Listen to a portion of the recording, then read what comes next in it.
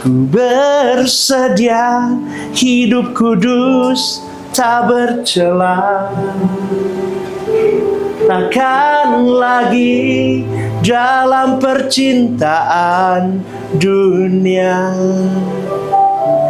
Ajarku berpikir seperti dirimu, bawaku Tuhan dalam perjuanganmu. Yuk lagi, yuk katakan. Ku bersedia hidup kudus tak bercela, takkan lagi dalam percintaan dunia. Ajarku berpikir seperti dirimu, bawaku Tuhan dalam perjuangan-Mu. Bawaku Tuhan perjuangan-Mu. Saudaraku,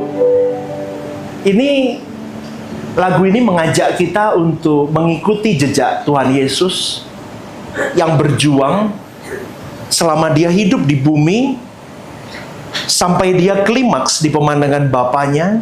Dengan cara apa? Lagu ini berkata, jangan memiliki cinta akan dunia.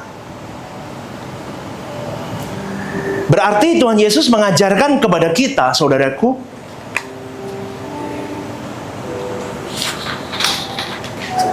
bahwa ada satu cita-citamu, yaitu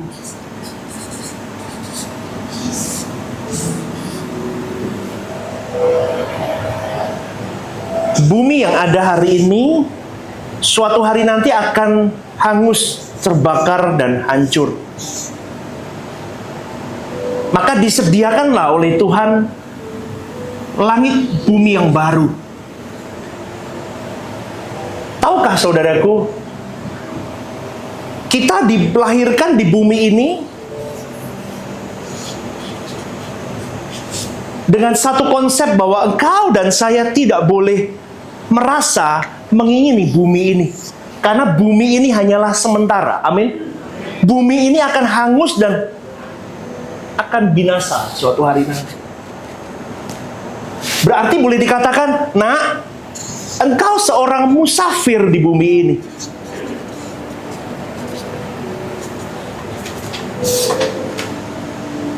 Tapi tidak banyak orang Kristen, para pengikut Kristus, meletakkan positioning dirinya sebagai seorang musafir di bumi ini. Saya mencari di dalam Kamus Besar Bahasa Indonesia, musafir adalah orang yang berpergian meninggalkan negerinya selama 3 hari atau lebih. Musafir juga diartikan sebagai pengembara. Syarat menjadi seorang musafir adalah jarak perjalanannya sekitar 80 km atau lebih. Dan syarat menjadi seorang musafir adalah tidak berniat menetap lebih dari 4 hari. Kau dan saya seorang musafir. Tapi di sini musafir dunia. Ini kita ngomong musafir secara rohani. Seharusnya konteks ini bisa diartikan seorang musafirnya Tuhan seharusnya adalah orang yang bepergian meninggalkan langit baru, bumi baru, meninggalkan alamat aslinya selama 70 tahun sampai 80 tahun. Habis itu harus dia kembali. Betul nggak, saudara itu? Betul ya? Jarak perjalanannya jauh dan tidak berniat menetap lebih dari 70 tahun, 80 tahun. Itu seorang musafir Tuhan. Dan yang saya sedihkan, saudaraku, termasuk saya dulu, saya tidak pernah punya berpikiran bahwa aku seorang musafir di dunia ini. Maka kalau seorang musafir yang benar, dia tidak akan membangun kerajaannya di bumi ini. Karena dia tahu dia hanya sementara di bumi ini. Dia tahu dia hanya menumpang sebentar, mengembara di bumi ini. Dan aku harus melanjutkan perjalananku di suatu tempat dan bukan di bumi ini. Tetapi fakta di lapangan, hari ini orang Kristen hidup, mereka tidak punya jiwa musafir ini. Mereka merasa bahwa bumi ini harus dikuasai, dimiliki, dan dia harus memiliki segalanya, membangun segalanya di bumi ini. Maka boleh saya katakan begini, saudaraku. Ciri dari jiwa seorang yang musafir adalah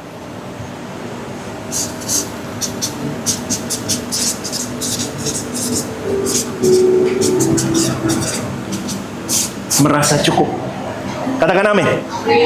Jiwa dari jiwa musafir adalah merasa cukup dengan apa yang ada pada dirinya. Ini sulit Saya mau berbicara ini, saya membayangkan ini sulit, saudaraku. Terutama bagi mereka ya, yang bisa meraih banyak, yang punya peluang banyak untuk mencapai more and more, lebih. Bukan saja kondisi yang baik bisa diraih, tetapi juga dia bisa meraih harga diri yang tinggi, yang bisa dihormati oleh banyak orang. Kalimat ini susah. Contoh, soal pakaian. Ada orang yang bisa beli, pokoknya nutup tubuh, sopan cukup. Tapi ada orang yang mampu bukan hanya menutup tubuh, tapi lebih kepada sisi tren, modis, branded, dan sebagainya. Ada orang yang bukan saja hanya punya kendaraan sebagai alat untuk transportasi, tetapi ada juga orang yang meningkat sampai kepada gengsi. Betul ya? Ini kita ngomong ini fakta di lapangan, saudaraku, semuanya. Ada lagi yang tidak saja berbicara tentang tempat bernaung, tempat berteduh. Hari ini tempat berteduh lebih kepada bagaimana meningkatkan yang disebut dengan prestis seseorang. Dan dunia di situ, saudaraku. Hari ini engkau dan saya terjebak di situ. Dan semua itu dianggap sebagai kewajaran hidup. Saya berkata begini bukan berarti tidak boleh memakai pakaian yang modelnya up to date, bagus, mobil bagus, rumah bagus. Bukan, saudaraku. Saya bukan berkata Anda tidak boleh memiliki itu semua. Bukan. Tetapi saya mau mengajak kepada kita semua bagaimana kita mengelola hati kita untuk kita tidak jatuh terkunci kepada kesenangan hidup. Dan endingnya biasanya orang-orang yang sudah terjebak di situ masuk kepada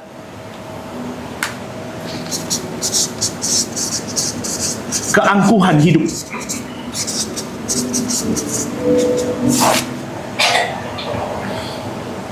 Dan tahukah saudaraku, Allah itu menentang orang yang congkak. Tapi tidak disadari ketika engkau dan saya tidak punya jiwa musafir, engkau tidak membawa dirimu di penjara dari satu kalimat, saya seorang musafir, maka engkau akan merasa dirimu berhak membangun kerajaanmu di bumi ini. Dan ketika engkau berjuang membangun kerajaanmu di bumi, kata merasa cukup tidak ada di dalam kamus hidupmu. Orang akan terus menimba, mengaruk apapun yang bisa dia ambil untuk terus. Dan akhirnya, ketika dia sudah mulai, tadi yang saya katakan, dari pakaian, dari segala hal, dari makan pun, tidak hanya sekedar untuk hidup, tapi sebagai sesuatu yang untuk prestis dan gengsi. Akhirnya, saudaraku, tanpa disadari seseorang mulai mengunci hidupnya di dalam sebuah zona, di dalam sebuah kelumrahan, dan ternyata di samping itu semua dia masuk di dalam keangkuhan hidup. Saya tidak mau pakai ini dan itu kalau dia punya standar. Selera jiwanya mulai rusak. Selera jiwanya mulai tahu mana barang baik, mana barang tidak baik, mana barang branded, mana barang tidak branded. Dia mulai terkunci. Akhirnya ada keangkuhan hidup di dalamnya. Dan Allah menentang orang congkak. Maka pagi hari ini saya berkata sulit untuk orang-orang yang bisa berpotensi untuk memiliki semuanya, untuk bisa dihormati, untuk bisa memiliki semua kenyamanan hidup, untuk bisa berkata kau harus punya jiwa musafir. Itu susah.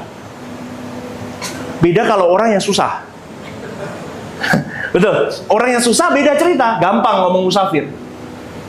Tapi orang yang punya potensi lebih susah.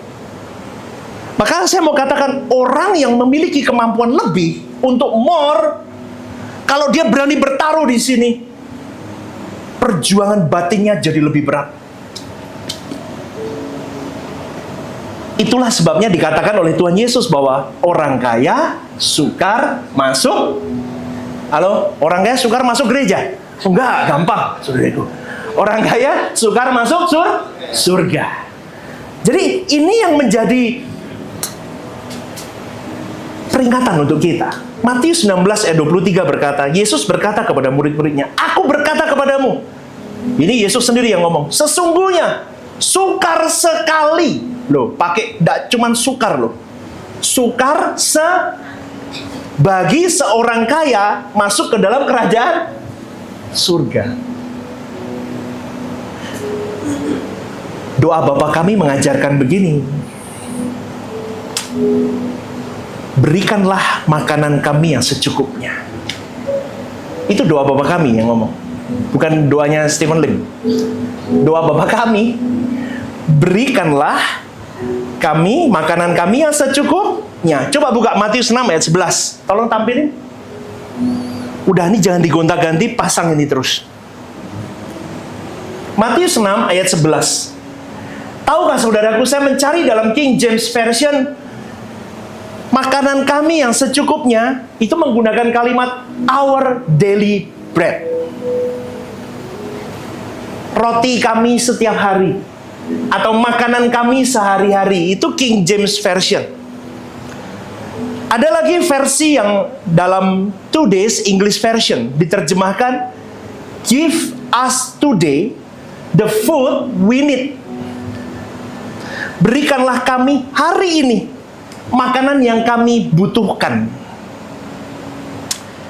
Ada lagi terjemahan di dalam Contemporary English Version dikatakan, ini yang saya suka kalimat ini.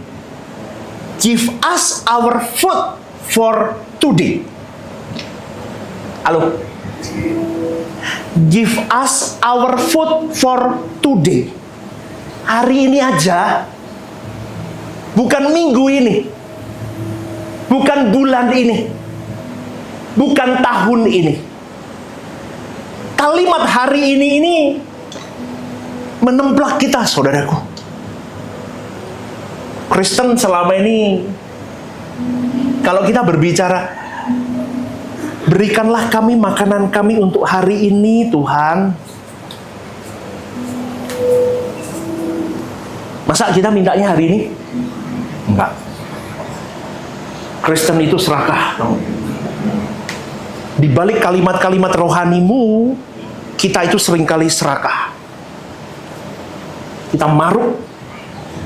Kita memanfaatkan Tuhan untuk keserakahan kita, tapi halus.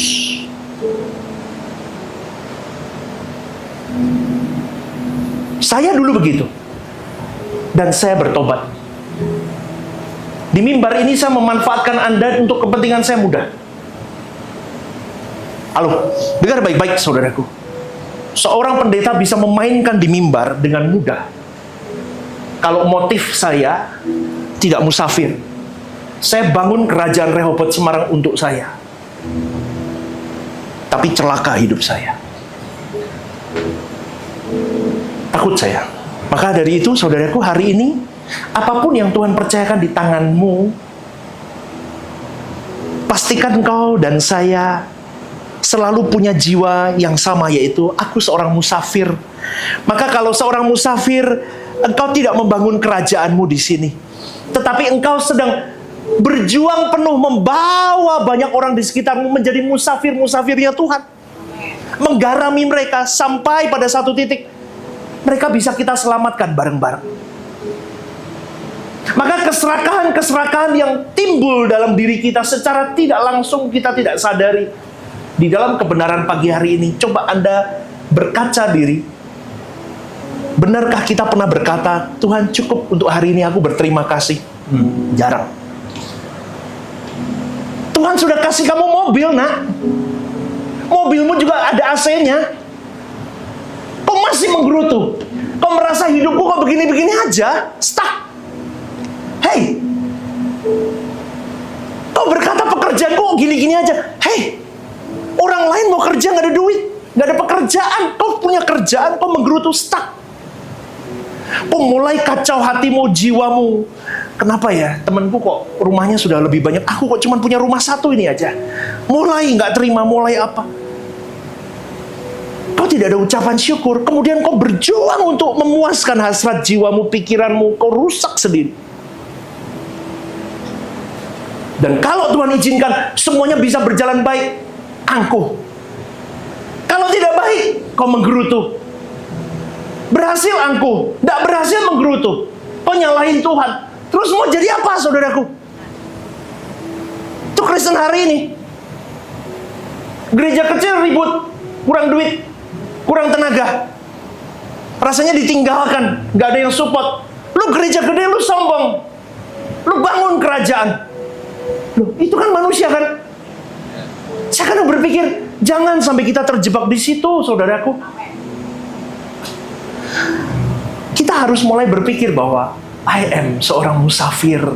Maka dalam kalimat doa Bapa kami ini hebat loh, saudaraku. Tuhan itu mengajarkan hal-hal yang kelihatannya simple, tetapi bobotnya kuat. Kalimat ini ya, kalau seorang anak Tuhan kita ini dibiasakan untuk memohon, makananku, kebutuhanku hari ini saja Tuhan, maka setiap hari orang itu akan datang kepada Tuhan.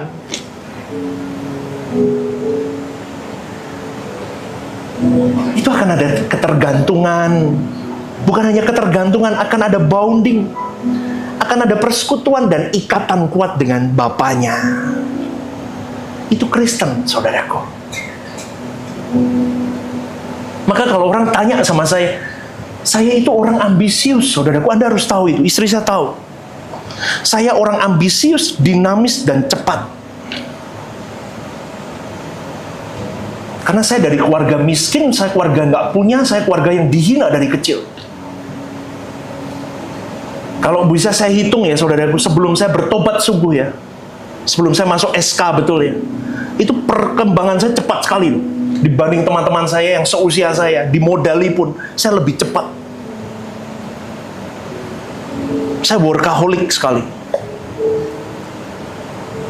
Tapi semuanya itu, saudaraku, membuat saya tidak bergantung kepada Tuhan, membuat saya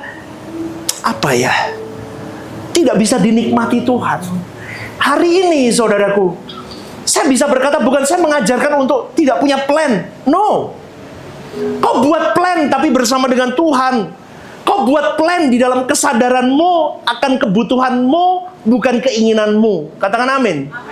Kau belajar untuk tidak melihat rumput tetangga tetangga sebelahmu lebih hijau, kemudian kau rusak hatimu, jiwamu, kau bandingkan hidupmu dengan orang lain.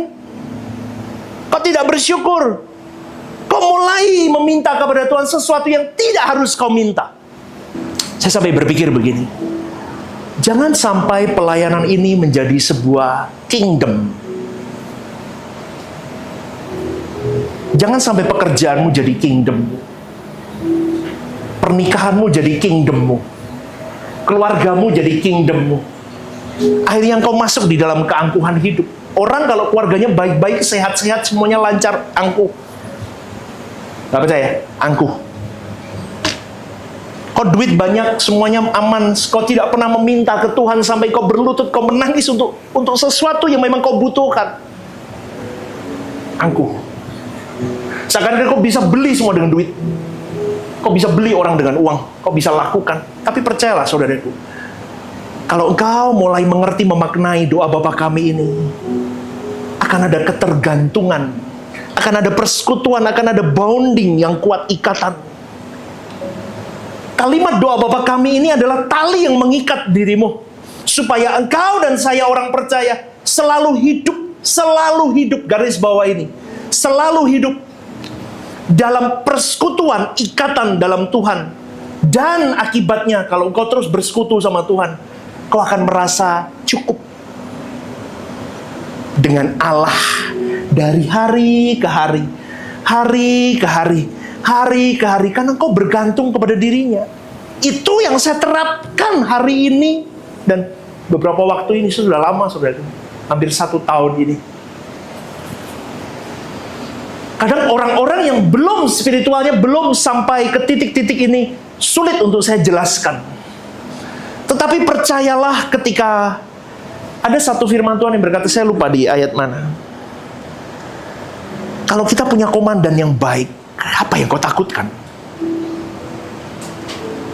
Loh, saya ini mengabdi ke siapa? Saya mengabdi ke Tuhan. Komandan saya Tuhan. Anda kerja di PT yang terkenal aja, kau yakin aman, hidupmu terjamin kok. Halo? Ya nggak? Orang berlomba sampai berjuang untuk masuk ke perusahaan-perusahaan negeri kan, punya pemerintah. Berjuang mereka karena mereka merasa ada jaminan di situ. Saya sama Tuhan yang punya segalanya. Apa yang aku khawatirin? Aku lakukan bagianku terbaik, 100% berjuanglah, taruh hikmatmu, pikiranmu, perasaanmu, Bapa. Orang yang bersama dengan Tuhan selalu di dalam Tuhan cerdas. Gak mungkin kurang pandai dan malas. Itu gak mungkin. Karena ciri khas anak Allah, dia pasti rajin, cerdas. Maka saudaraku, mulai hari ini bangunlah jiwa musafir dalam dirimu, sehingga kau akan bisa merasa cukup dengan Allah. Artinya begini, selama aku punya ikatan bonding persekutuan dengan Allah, aku merasa limpah, merasa kaya, dan merasa tidak berkekurangan. Itu bukan sudu.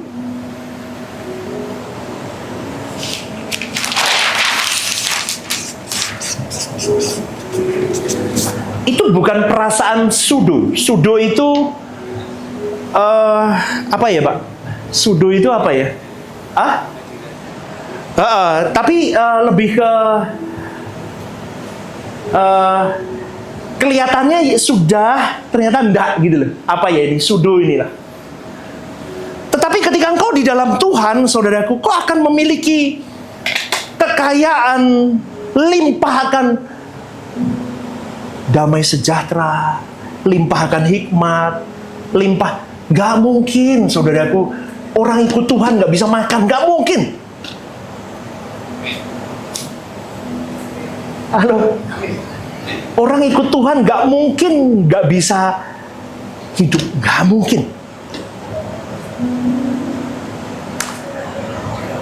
Maka bertalian dengan ini, saudaraku, saya mau mengingatkan kepada kita. Ada satu kalimat yang berkata, cukup itu relatif. Kata cukup itu relatif dan sangat relatif. Cukupku sama cukup Anda beda. Yang seorang cukup 1 gelas, yang orang lain bisa 2 gelas, 3 gelas. Masing-masing kita punya bagian yang ditentukan Tuhan. Masing-masing tidak perlu menghakimi. Katakan amin. Saya ngomong begini bukan berarti Anda tidak boleh punya mobil bagus loh. Halo? Tapi kalau mobil bagusmu tidak ada kepentingannya untuk dirimu, nggak usah pakai mobil bagus. Halo? Kecuali luar kota terus badannya pegel, nggak kuat, naik mobil enak dikit, ya nggak apa-apa. Ada keperluannya, sudah tua. Seperti saya masih muda, saudaraku. Saya nggak perlu mobil yang enak-enak, nggak perlu. Cukup. Yang penting nggak kehujanan, nggak kepanasan, nyampe di tempat. Betul? Betul. Udah. Lah, tetapi cukup ini kan beda-beda. Jadi saya bilang begini, tidak boleh menghakimi. Tetapi kata cukup itu harus, oke, akan saya jelaskan. Kata cukup itu tidak boleh sembarangan dinilai. Anda pakai kacamata Anda ke kacamata orang, nggak boleh. Anda punya sendiri. Tuhan itu sudah merancang porsimu masing-masing, saudaraku. Lalu pertanyaan begini, Pastor, bagaimana seseorang bisa tahu apa yang menjadi bagiannya? Dengarkan, kuncinya satu. Supaya Anda tahu bagaimana bagianmu kembali. Pikiran, perasaan, Kristus. Ini harus. Filipi 2 ayat 5 sampai 7 dikatakan begini, hendaklah kamu hidup dalam hidupmu bersama, menaruh pikiran, perasaan yang terdapat juga dalam Kristus Yesus. yang walaupun dalam rupa Allah tidak menganggap kesetaraan dengan Allah itu sebagai milik yang harus dipertahankan, melainkan telah mengosongkan dirinya sendiri dan mengambil rupa seorang hamba dan menjadi sama dengan manusia. Dalam hal ini, saudaraku, ditemukan bahwa orang-orang yang pikiran perasaannya terus dilabuhkan seperti Kristus, berarti ini orang yang dewasa rohani. Betul ya? Dewasa rohani. Dia berjuang. Aku mau pikiranku, perasaanku seperti Kristus. Itu baru bisa mengerti dia. Apa arti kata cukup? Kalau pikiranmu dunia, perasaanmu dunia, nggak akan tahu kata cukup. Percaya sama saya, saudaraku. Nggak akan cukup. Maka saya beberapa minggu lalu saya khotbahkan tentang rumitnya seorang manusia. Rumit loh. Rumit. Nggak percaya? Ini ya, orang nganggur. Dia buat lamaran keliling. Ini kan zaman susah nih cari kerja. Ya. Orang keliling, ngelamar kerja. Itu frustasi loh. Buka usaha sendiri, nggak punya modal, nggak laku. Loh, susah loh. Makanya kalau di truk-truk itu kamu enak zamanku toh. Iya, kadang enak zamanmu ya Pak. Zaman ini susah. Ya. Ini kan begitu kan? Tahu nggak saudaraku, orang ngelamar kerja, dapat kerja, bersyukurnya kayak apa? Dia bisa teriak, yes! Dapat kerja, besok hari pertama kerja, Senin mulai kerja, mah! Pak! Wah, papanya, weh, yang semangat ya, no, oh iya Pak, pasti aku. Kerjalah dia. Sebulan, 2 bulan, 3 bulan. Ketemu temennya, dia dapatnya, apalagi Semarang, di bawah UMR mestinya. Kadang, temennya udah dapat UMR. Loh, oh, aku sih untuk UMR, aku belum kok. Lah jam kerjamu, wah, panas dia. Wah, ini korporat ini. Korporat, dia mulai tidak, yang dulunya damai, jadi tidak ada damai. Karena pikiran dan perasaannya tidak dalam Kristus. Wow, mulai besok datang bersungut-sungut dia kerja. Ya, ini dia lambat ya. Lu kenapa terlambat? Gak apa-apa, sakit perut. Punya pegawai begitu, saudaraku. Aduh, ya, mulai dia habis itu dia keluar dari kerjaan. Dia cari kerja. Lebih dari temennya yang diajak ngopi itu. Dia dapat yang di atas UMR 5 juta dia dapat. Yes. Papanya peluk lagi. Ya nak, ayo semangat kerja 5 juta ya. Wah, dia punya mimpi banyak. 5 juta aku pakai 1 juta, 4 juta, 1 juta kasih papa mama, 3 juta aku mau buat cicil handphone, buat cicil motor. Mulai pikiran perasaannya tidak dalam Kristus sudah. Mulai dia punya banyak mimpi, udah mulai kerja dia. Kerja, ketemu lagi temennya. Naik mobil udah. Lah aku kok masih naik stang jejak? Lah kok koncoku udah pakai stang bundar? Nggak terima dia. Mulai sukacitanya hilang. Dia kan stang bundar sama stang jejak dah. Mulai menggerutu lagi. Terus dia berjuang. Tahu nggak saudara? Sampai di titik dia punya puluhan miliar pun. Temennya kok punya jet pribadi? Aku nggak punya. Rumahnya atasnya ada helipadnya. Aku nggak punya. Nggak terima dia. Coba saudaraku nggak percaya? Itu manusia. Dia punya helipad. Loh, dia masuk jajaran 9 naga siapa ya? Aku harus salah satu 9 naga. Loh kok guyu? Ini real. Betul nggak? Kalau Anda tidak pegang pikiran perasaanmu dalam Kristus, kita akan di situ loh. Merasalah cukup. Kalau enggak, saudaraku, maka di balik kata secukupnya ini, Tuhan mau mengajarkan kepada engkau dan saya untuk tidak menuntut apa yang bukan menjadi bagianmu. Apa yang kau butuhkan saja cukup, saudaraku. Itulah sebabnya dalam Alkitab, dalam terjemahan tadi itu, Today's English Version, Matius 6 ayat 11 dikatakan, give us today the food we need. Maka kalau seseorang menuntut apa yang bukan bagiannya, dengar baik-baik ini, yang sebenarnya hanya untuk memuaskan nafsunya, maka dia menjadikan dirinya musuh Tuhan. Dia menjadikan dirinya seteru Tuhan. Dan kita di situ seringkali, termasuk di dalam dunia pelayanan. Jujur, ini lek bungkus sewe wangi. Halo, pendeta rekae, ngomongnya alim. Hati manusia siapa yang tahu? Sekali lagi saudaraku, kata secukupnya itu bukan mau membatasi kebahagiaanmu supaya tidak dalam jumlah banyak, enggak. Tetapi kata secukupnya itu adalah kata penyelamat kehidupanmu. Katakan amin. Kata secukupnya itu kata penyelamat kehidupanmu.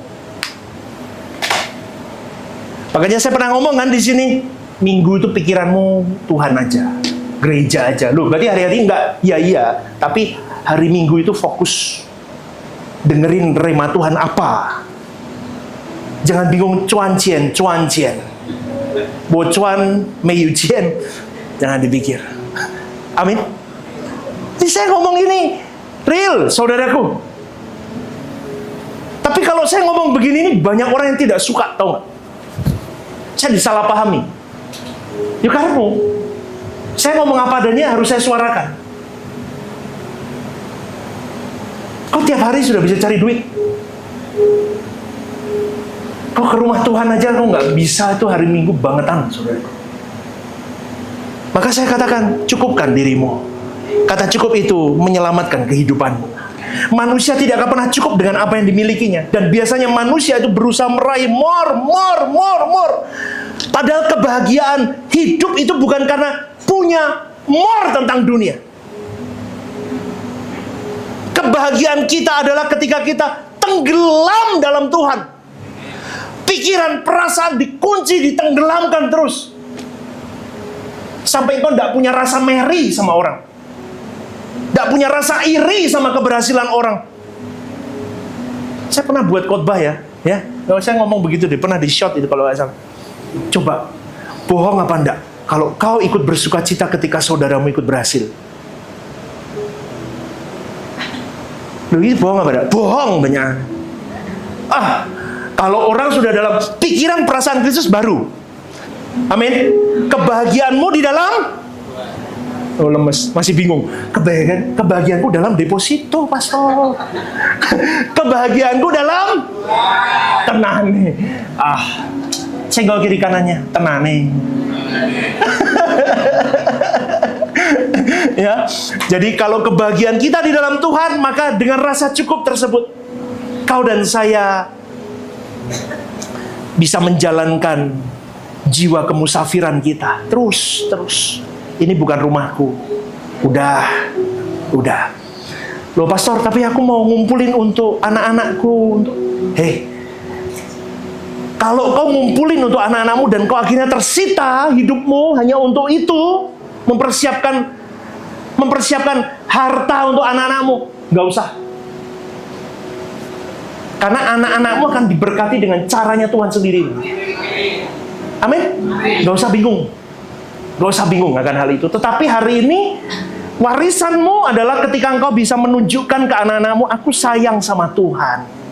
Papa itu sayang sama Tuhan loh. Nah, kamu lihat papa berjuang, mama berjuang. Cukupkan diriku. Hai jiwaku, cukupkan diriku. Dah, gak mau serakah lagi. Jangan rebutan warisan, amin. Loh, saya ngomong ini loh, serius kalian, mumpung aku dong lali. Nggak usah rebutan warisan. Kalau rebutan warisan, anak cucumu kena dampaknya. Saya nih, saudaraku, urusan papa mama saya kasih ke keluarga saya, saudara semua. Saya nggak ambil. Kasih. Saya nggak minta apapun. Kasih, jadi berkat, kasih. Nggak usah, misal nih, kau punya keluarga saudara yang maruk, kan mesti ada tuh kadang-kadang. Wah, digagahi. Gagahi itu apa ya? Dikuasai. Wedi. Takut ya. Wah, jincer perhiasannya mamai. Berapa toples nih? Nggak usah. Trust me, percaya. Kalau Anda berani di situ, Tuhan nggak akan tutup mata sama hidupmu. Amin. Ya, yuk berikan tepuk tangannya bagi berdiri. Udah.